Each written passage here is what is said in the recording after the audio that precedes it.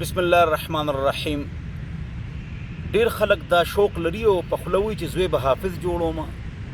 نو حفظ سنت ته خو هغه چې صرف تاسو حافظ جوړ کې بیا سکول کال نو سټه ته لړشي نو بیا هغه ګیره موړ کی او قرآن هم ته هیر شي نو الټه ګناه ملو شي الټه.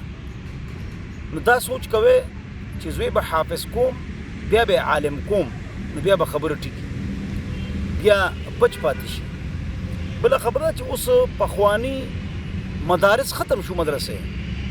اوس زنګ مدرسو کې او لیول کې اف اس سی بی اس سی په کو اوس هغه زور سیستم ختم شو. ټول خلک تراشي مدرسو ته. نو او لیول کتا سو غواړي اکسفورد نه داغي پیپرز یا اف اس سی بی اس سی دا فری کیږي بغیر فیسا او کو بار په تاسو وای کالج یونیورسيټي کې لکومي روپے بس تاسو خرج کی.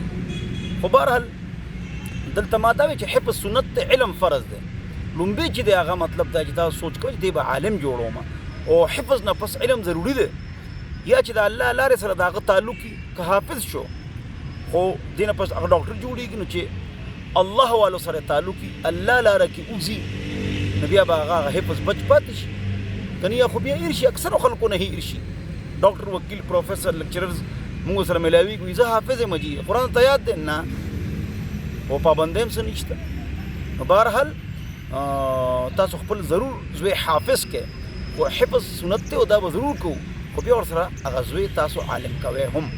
او اوس مدارسو کې هغه سیستم ختم شوی 13,000 مدارس دي 34 لاکھ دینی طلبه دي هغې کې اوس دنیاوي تعلیم هم کیږي. الله دې موږ ته سمجھ نصیب وګرځي.